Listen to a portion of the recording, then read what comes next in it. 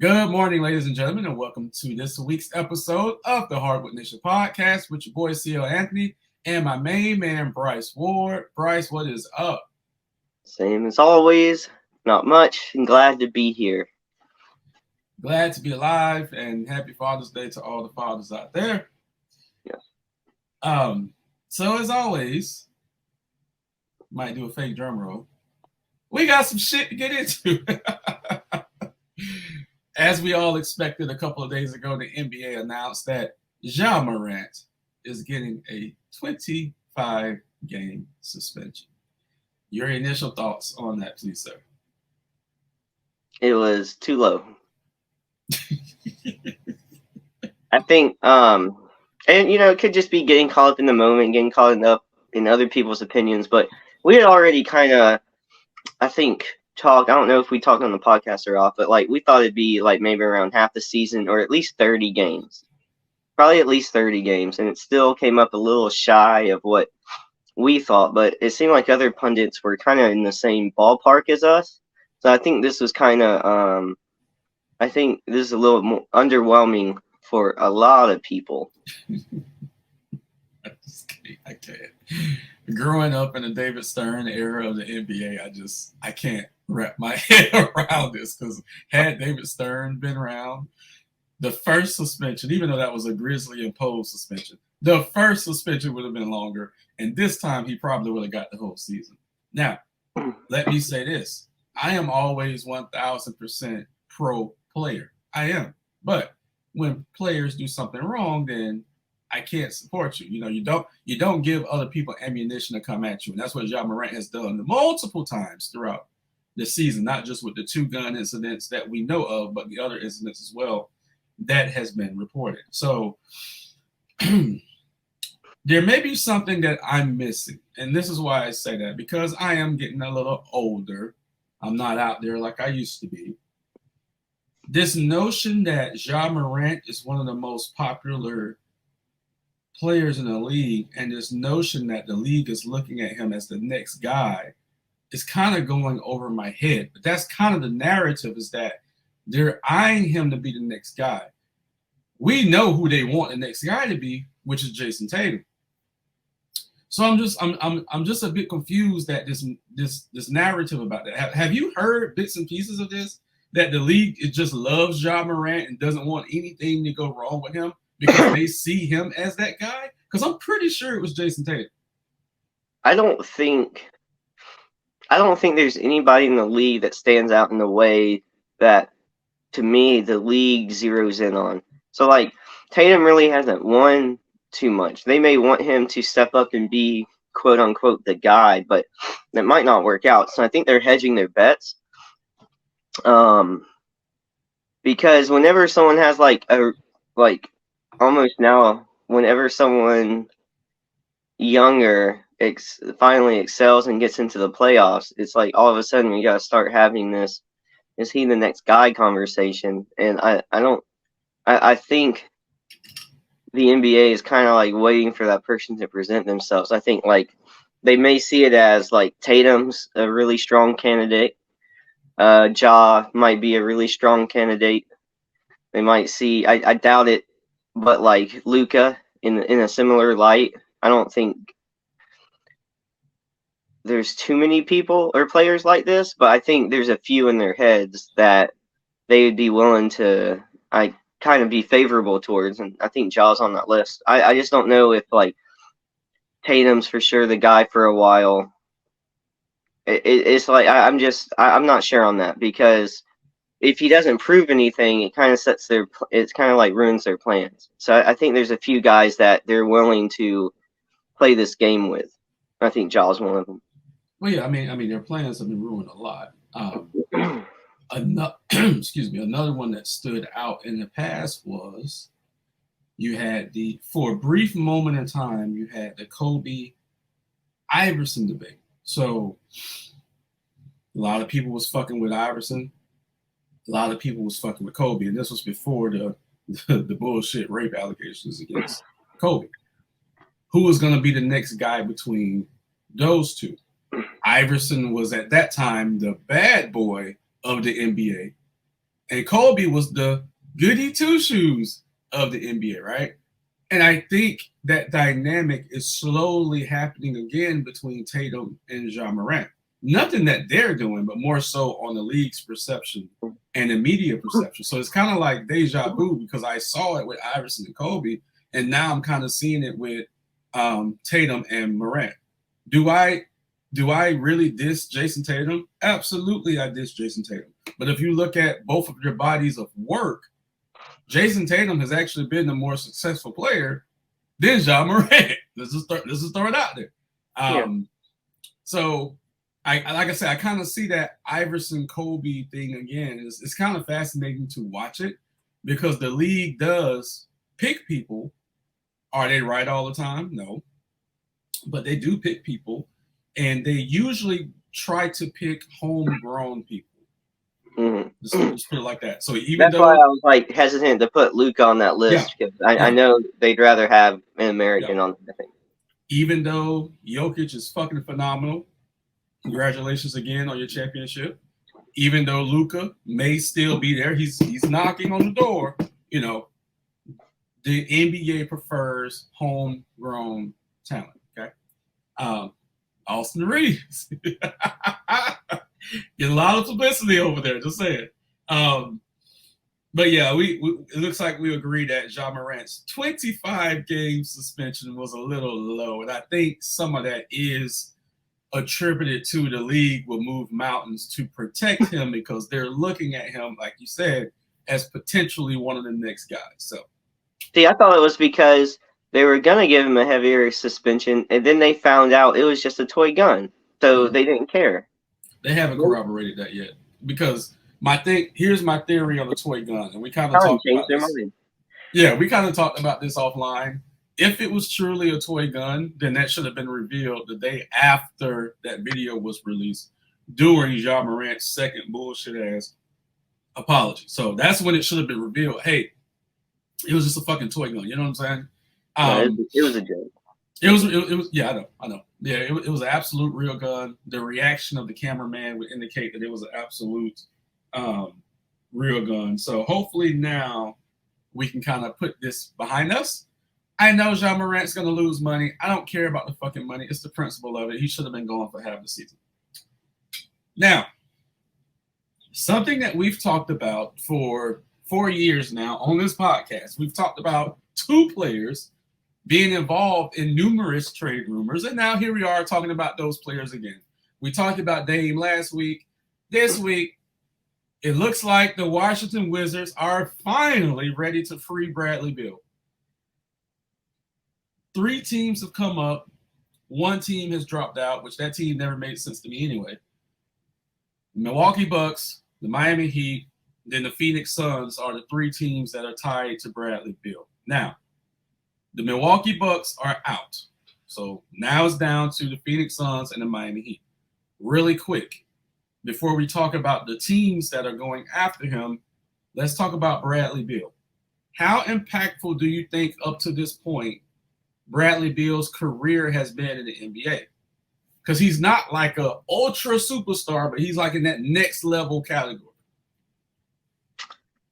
In terms of impact to the NBA, I'm going to go with a big 0.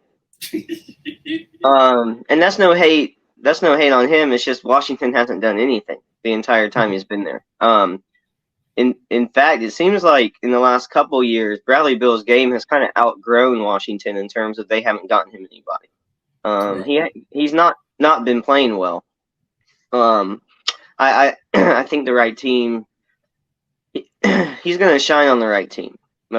That's just it's not a him thing. It's a fit in the team. I believe didn't he request this trade finally? Isn't that how this started? He requested out because that's the difference to me is him finally asking to leave. His agent and the team are working together. I don't know the genesis of it, but I do know the team granted his agent permission to talk to the teams. Now, the timing of this is odd, but there's a reason why the timing of this is odd because usually right after the season, we don't see trade talks like this. Usually it's after the draft, but apparently they want to get this thing done before the draft, which is the 22nd. So between now and probably the next time that we record, this trade should go down for monetary reasons. So here's the smoke screen. Yes, I'm a Heat fan. Yes, the Heat are linked to every free agent every fucking year. I get it. Just the good ones. Yeah, but I get it. Bradley Beal has been linked to the Heat for years. Now, big picture, and I'm not going to go deep into it, big picture. The Heat are trying to get both Bradley Beal and Damian Lillard. So they're trying to see how they can move the assets to make both deals happen because they're trying to get both.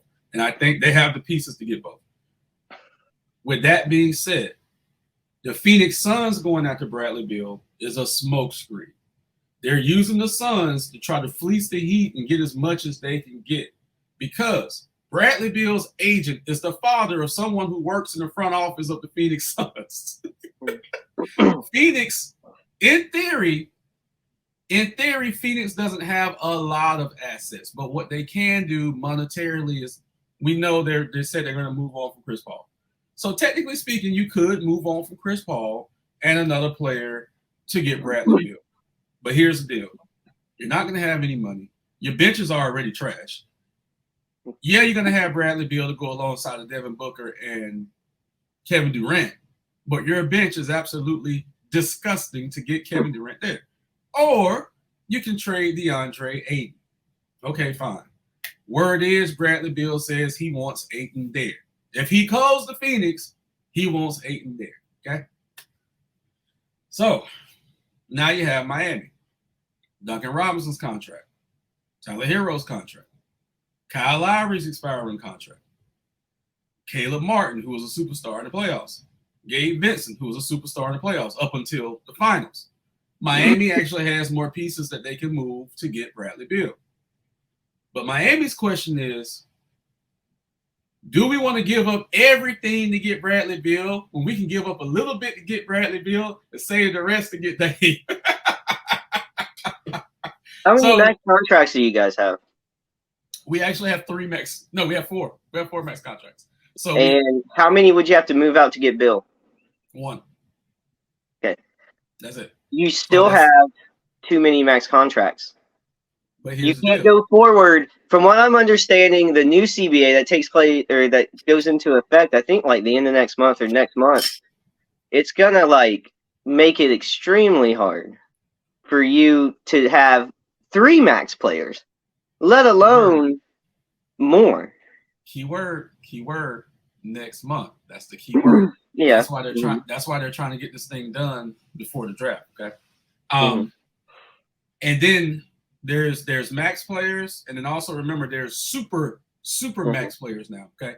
We don't have any super max players. We have max players. So super max players would be Jaylen Brown, who could get a super max contract in excess of like $250 million. We don't have that. We just have max players, okay? So there is a slight difference now. So again, Phoenix is a smokescreen. This comes down to whether Miami wants to give up everything or give up half of everything and also go for Dame. So my question to you is, which way do you think Miami's goes? Because I've been telling you for months they're going to blow this shit up. I don't care about this finals run. They still need to blow this shit up. So do you think they go do you think they go all in on Beal, or do they go all in on both? Because they're gonna get one or the other. It just all depends on if they get both. So what do you think? I think if realistically you get one of them, I think it's Bill. I still don't think Dame's going anywhere this summer. Really? So I think you could try. I think it's unrealistic, even if Dame wanted to leave. I think it's unrealistic for you guys to get both. I don't know. With that said, if Bradley Beal is more of the type of player that he would have over Dame, I don't think he is. Not to say that you don't want him. I'm just saying if they were given the choice, you would prefer Damian. But I think if they get the chance to add Bill, they will. even if this Phoenix thing is more of a smokescreen, like you said, I still think it's unrealistic for the Heat to get both guys and to keep Bam and Jimmy. That's the thing. I don't think you can do that. It sounds very nice, and if it sounds doable, right? But then again, I just think it's unrealistic. Plus, like I said, I don't think Dame's going anywhere this summer, despite that he said he like Bam's his guy. Yeah, that's fine. I still don't think you're going anywhere. So, I think you get Bill, and I think that makes you quite a bit better. The problem is, you guys got hot when your 3-point shooting got hot.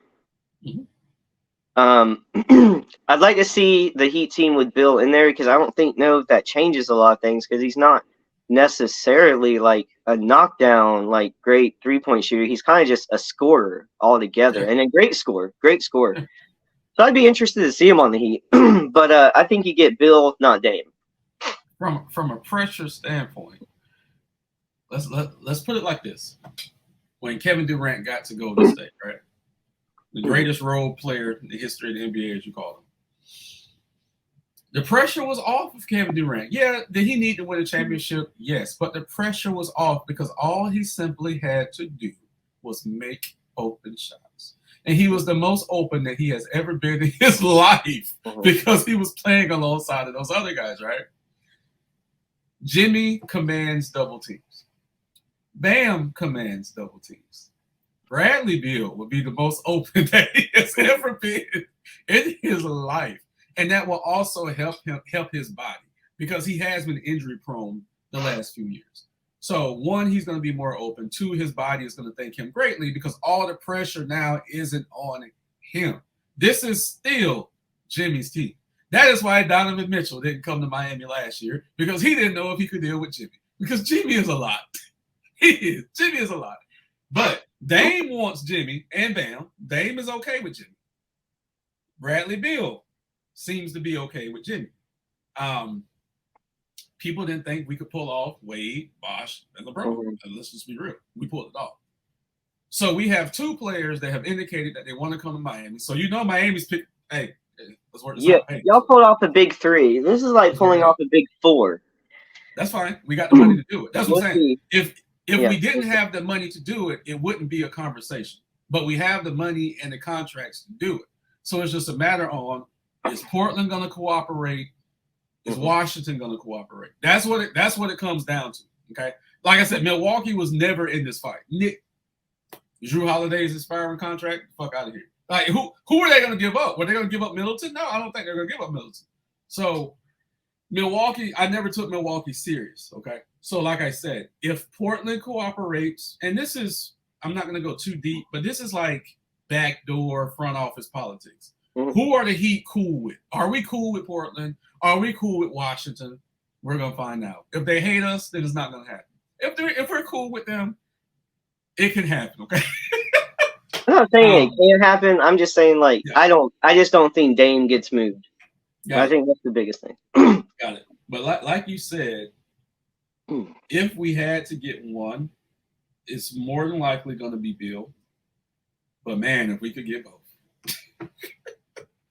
If we could get both, okay? That's all I'm going to say. I'm going to leave it at that. Well, I hope you're not too exhausted from having to deal with that LeBron hate you had a while back because you're going to have to deal with all that hate again.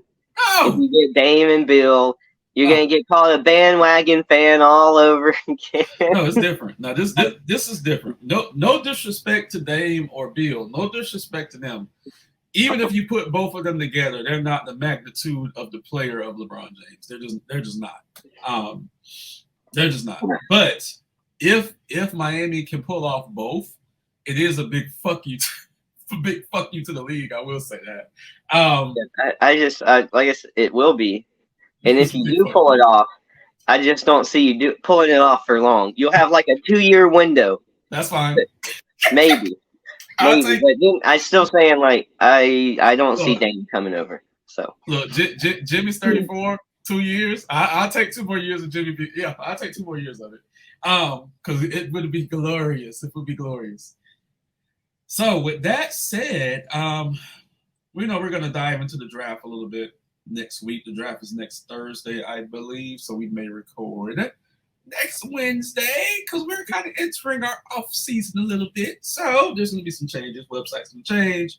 YouTube's going to change. We're going to get better and better and better. So please like, subscribe, and share our content. Let us know that you love us. Let us know that you hate us. We're cool either way. We love you all, and everyone be safe.